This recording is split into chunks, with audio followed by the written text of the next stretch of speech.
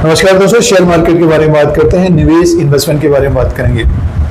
और बाजार में काफ़ी उतार चढ़ाव देखने को मिल रहा है, गिरावट ज़्यादा देखने को मिल रही है। अब जैसे कि देखिए, अमेरिकन मार्केट में बड़ी मुनाफा वसूली देखने को मिली है, तो भारतीय बाजारों में भी सोमवार को गिरावट देखने को मिल सकती है। जून के महीने में निफ्टी इंडेक्स 500-600 पॉइंट के बीच घूम रहा है और पिछले 2 साल से रिटेल निवेशकों को ज़्यादा कुछ रिटर्न मिला नहीं है। रिटर्न मिला भी है तो प्रॉफिट बुक नहीं कर पाए, क्योंकि ऊपर के लेवल से सेलिंग देखने को मिली है। तो फिर से बाजार में अगर गिरावट बढ़ती है तो कुछ कंपनियों के बारे में बात करेंगे इस वीडियो में, निवेश के लिए, इन्वेस्टमेंट के लिए। और इन कंपनियों के ऊपर रिसर्च करें अपना, जो भी नए निवेशक हैं जो अपने पोर्टफोलियो में शेयरों को रखना चाहते हैं। तो बाजार में अगर गिरावट बढ़ती है तो अच्छे कंपनियों के ऊपर, जैसे कि अगर हम अच्छे कंपनियों के ऊपर बात करते हैं तो भारतीय टॉप कंपनी है SBI, पब्लिक सेक्टर बैंक है। ये 1000 के नीचे स्टॉक है, 1200 तक गया था। इसमें गिरावट होती है तो इसके ऊपर नजर रखें। और मार्केट के साथ चलने वाला ये शेयर है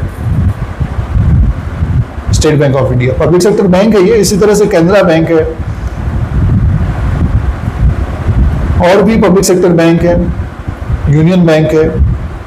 क्योंकि पिछले 3-4 साल से इन कंपनियों के नतीजे अच्छे आ रहे। PNB है, पंजाब नेशनल बैंक है, बट पंजाब नेशनल बैंक का स्टॉक तेज होता है, ऊपर के लेवल से गिरावट बड़ी आ रही है। तो इन बैंकों के शेयरों पर नजर रखनी चाहिए। दूसरे सेक्टर की बात करते हैं तो एक बड़ी company Reliance industry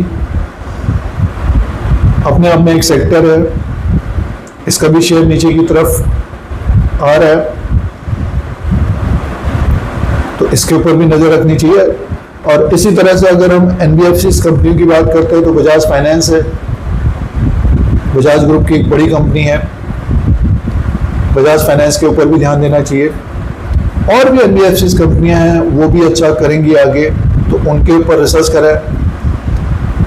auto sector की बात करते हैं तो ऑटो सेक्टर में आप पिछले 1-2 साल में काफ़ी अच्छा रिटर्न दिया है। ऑटो सेक्टर में देखिए सबसे ज़्यादा जो शेयर है मारुति है, मारुति का शेयर सबसे ज़्यादा देखा जाता है,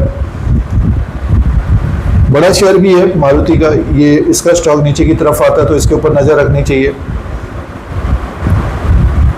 और इसी तरह से महिंद्रा एंड महिंद्रा है, टाटा मोटर है, अशोक लेलैंड है। तो ये 4 बड़ी कंपनियां हैं ऑटो सेक्टर की, इनके ऊपर नज़र रखनी चाहिए, इन कंपनियों के ऊपर नज़र रखनी चाहिए गिरावट में। और भी सेक्टर के शेयर हैं, जैसे कि पावर सेक्टर है, क्योंकि देखिए हर सेक्टर में एक रैली देखने को मिलती है। कभी कोई सेक्टर डाउन रहता है, कभी कोई सेक्टर तेज रहता है, तो अलग अलग सेक्टर के शेयरों को देखना चाहिए। और टॉप कंपनी को देख सकते हैं आप जो नए निवेशक हैं। और NTPC देखिए एक बड़ी कंपनी है, धीरे धीरे चलने वाला शेयर है ये, और इसका लाभांश 3 से 4% का है एनुअली। PFC है, पावर फाइनेंस कॉर्पोरेशन लिमिटेड, उसमें न्यूज़ भी है मर्जर की। तो और भी सेक्टर के शेयरों को देखना चाहिए। IT सेक्टर के शेयर में थोड़ा कंसर्न बना हुआ है, पिछले 1-2 साल से तो कुछ अच्छा रिटर्न दिया नहीं है। अब जो फंस गए हैं तो हमारे अनुसार अच्छी कंपनियां बने रहना चाहिए। उसी तरह से और भी जैसे FMCG सेक्टर से है, इनमें भी कभी कभी तेजी आती है, तो उस सेक्टर को भी देखना चाहिए। तो जिस कंपनी के बारे में जानकारी है, उसके प्रोडक्ट के बारे में जानकारी है और पिछले कुछ सालों से अच्छा रिटर्न भी देती है, लाभांश भी देती है, उस कंपनी के ऊपर नज़र रखनी चाहिए।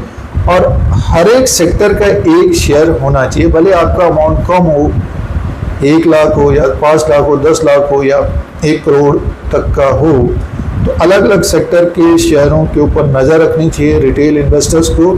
इसमें अगर आप इसमें खरीदारी कर रहे हैं तो मान के चलिए 50% खरीदारी करिए, 50% कैश में बैठिए। उसका रीज़न ये है कि मार्केट में काफ़ी अप डाउन देखने को मिल रहा है। जो सिचुएशन बनी हुई है और ये सिचुएशन अभी अगले 3 से 6 महीने तक देखने को मिल सकती है। एक तरफा रैली देखने को अभी मिलेगा नहीं। 2024 तक जो रिटेल निवेशक पैसा डाल रहे थे, पैसा बन रहा था खरीदारी में, अब वो शटर बंद हो गया है। बहुत सारे आपने कॉमेडी वीडियो देखे होंगे कि शटर के नीचे डाले 200 डाला 400 बन रहा है, इस तरह का 2024 अगस्त सितंबर तक देखने को मिल रहा था, उसके बाद देखने को नहीं मिल रहा। अब आपको डिसीजन लेना पड़ेगा कि कितना प्रॉफिट चाहिए और कब तक रहना है। अगले 3-4 साल में अच्छा रिटर्न मिलना चाहिए बाजार से, बट अभी जो सिचुएशन है प्रेजेंट टाइम में, तो अगले 3 से 6 महीना वो और भी समय लग सकता है, 1 साल भी लग सकता है, क्योंकि जो डोनाल्ड ट्रंप का सेकंड फेज है और ये बहुत कठिन समय है रिटेल निवेशकों के लिए, क्योंकि सुबह कुछ बोलता है, शाम को कुछ बोलता है। फिलहाल ये कुछ पॉइंट्स हैं निवेश के लिए, इन्वेस्टमेंट के लिए, और ये नॉर्मल्स पॉइंट्स हैं और ये भी बाजार को फर्क करते हैं दोस्तों। और आप लोगों के मन में क्या चल रहा है बाजार के बारे में कमेंट बॉक्स में लिखें। और इस तरह का अपडेट के लिए, जानकारी के लिए धीरज सिंह स्टॉक मार्केट को सब्सक्राइब करें, लाइक करें, शेयर करें, कमेंट करें। धन्यवाद।